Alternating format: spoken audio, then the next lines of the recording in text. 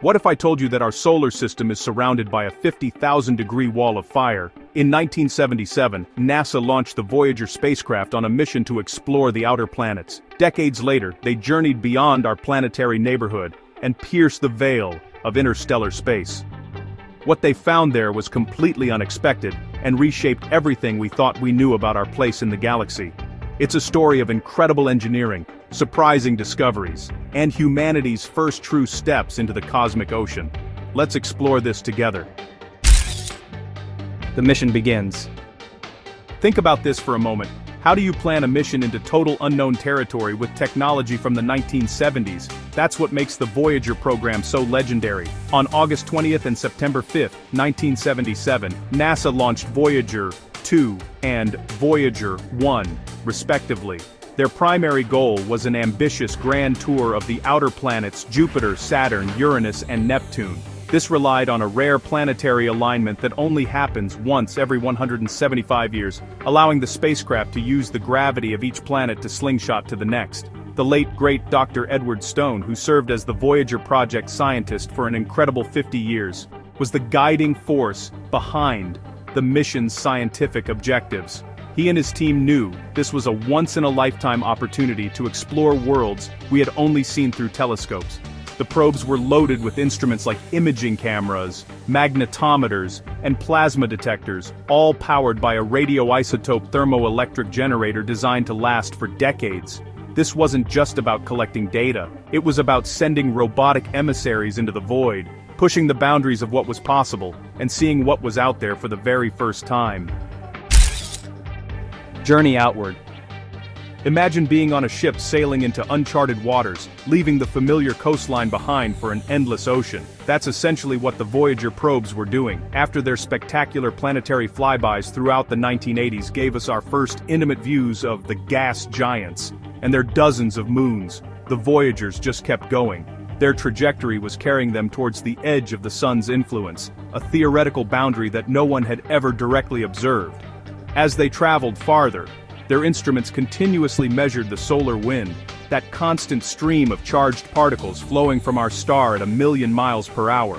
As expected, the solar wind grew weaker, and its density thinned. This data was crucial for scientists like Dr. Alan Cummings, a cosmic ray physicist at Caltech who has been with the Voyager mission since its inception. He and his colleagues were watching for the moment the solar wind would finally succumb to the interstellar medium, the tenuous mix of gas, dust, and plasma that fills the space between stars. The journey was long, and the signals grew fainter, but the anticipation within the scientific community was immense. These probes were about to answer one of the most fundamental questions we have: where does our solar system truly end? Crossing the heliopause. What does it feel like to cross a cosmic boundary? While the Voyagers have no senses, their instruments told a story more dramatic than anyone expected. Scientists had long theorized about the heliopause, the point where the outward pressure of the solar wind is finally balanced by the inward pressure of the interstellar medium.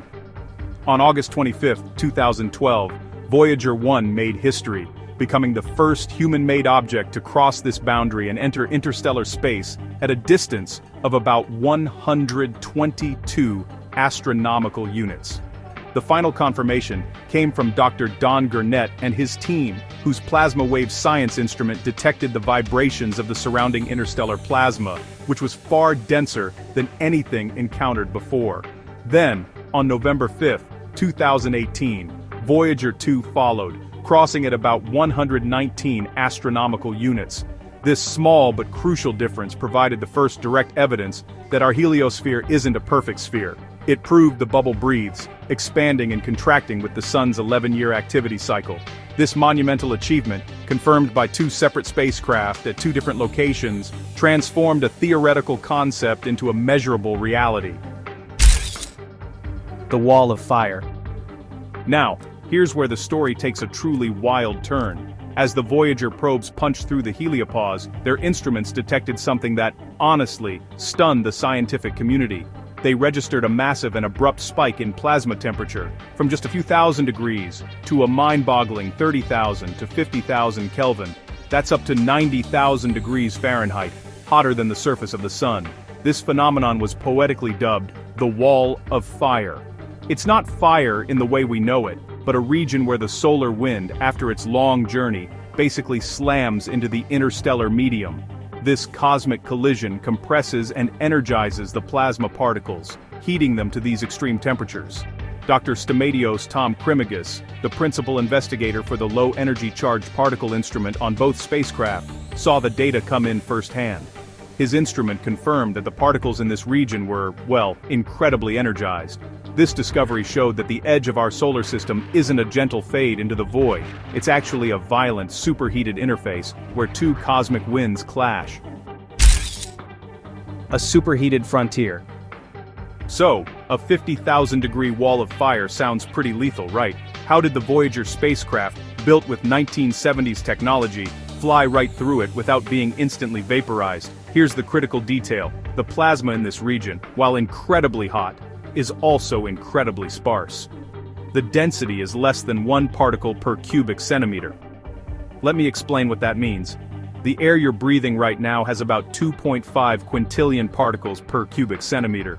Because the density at the heliopause is so unimaginably low, there's almost no heat transfer. The individual particles are moving at incredible speeds. That's what temperature measures. But there are so few of them that they couldn't transfer any significant heat to the spacecraft. Dr. John Richardson, a principal investigator at MIT's Kavli Institute who works on Voyager's plasma science experiment, has spent his career analyzing this data. The probes simply glided through this superheated frontier, their own temperatures dictated by their internal systems and the faint warmth of the distant sun.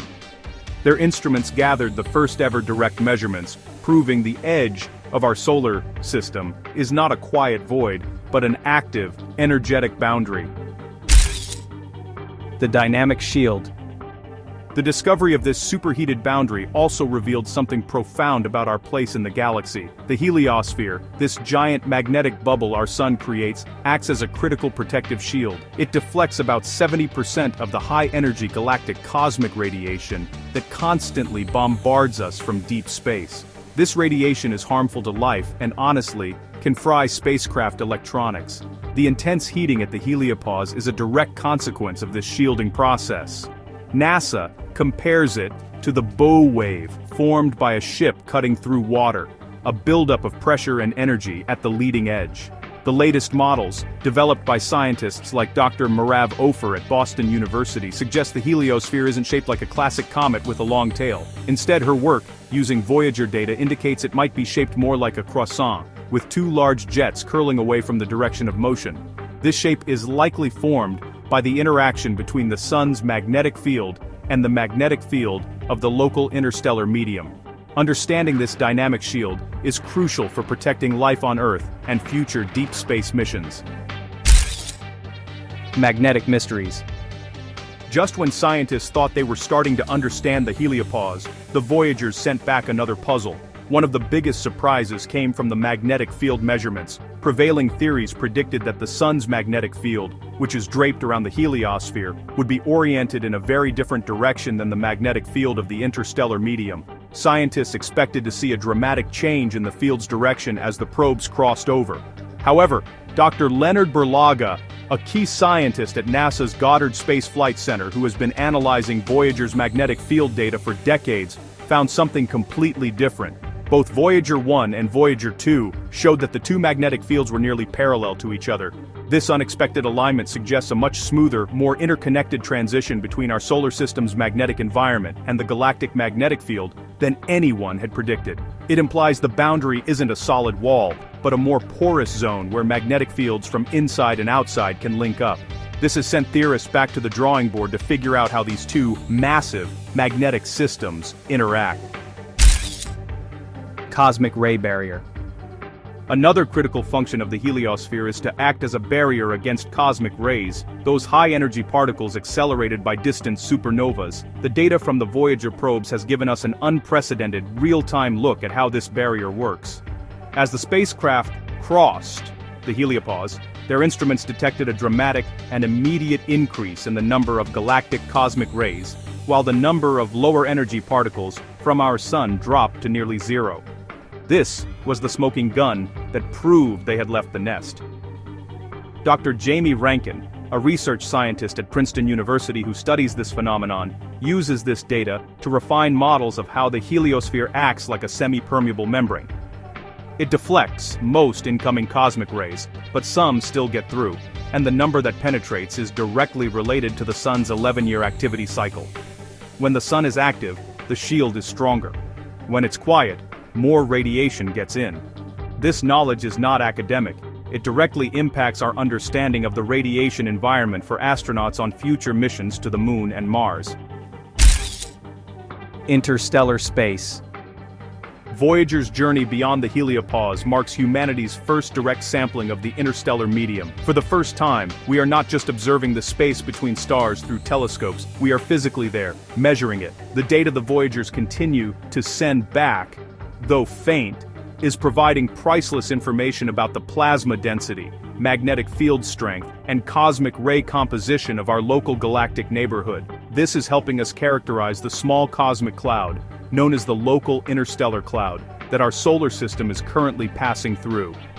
Dr. Ed Stone, in his later years as project scientist, emphasized that this was a new chapter of exploration. The data serves as a vital template for studying the astrospheres around other stars. This has profound implications for the search for life, as the strength of a star's protective bubble could be a key factor in determining whether its planets are habitable. The Voyagers are our first scouts in this vast, uncharted territory. Future missions. As incredible as the Voyager mission has been, it is fundamentally a product of its time. The probes were built in the 1970s, and while their longevity is a miracle of engineering, their instruments are limited by today's standards. That's why NASA is already looking ahead. A proposed mission, tentatively called the Interstellar Probe, would be a dedicated successor designed to explore the heliosphere and the interstellar medium in far greater detail. Dr. Ralph McNutt of the Johns Hopkins Applied Physics Laboratory is one of the leading scientists behind this concept. The plan is to build a probe that could travel much faster than the Voyagers, perhaps reaching 1,000 astronomical units in just 50 years. Equipped with a suite of modern sensors, it could map the full three-dimensional structure of our heliosphere and analyze the interstellar medium with unprecedented accuracy. This mission could finally answer the lingering questions from Voyager, like the true shape of our cosmic bubble and the nature of the magnetic forces at its edge. It represents the next great leap in humanity's journey to the stars. From a grand tour of the outer planets to humanity's first steps into interstellar space, the Voyager mission has completely rewritten our understanding of the solar system and our place in the galaxy. The discovery of the 50,000-degree wall of fire at the edge of the heliosphere is a powerful reminder that even the supposed emptiness of space is alive with dynamic and violent processes. Even as their power fades, the Voyagers continue to send back precious data, their faint whispers from the void expanding our knowledge of the cosmos. Thank you for joining us on this incredible journey. Don't forget to like, subscribe, and hit the bell icon for more explorations into the cosmos. Until next time, stay curious. Thanks for watching Future Facts.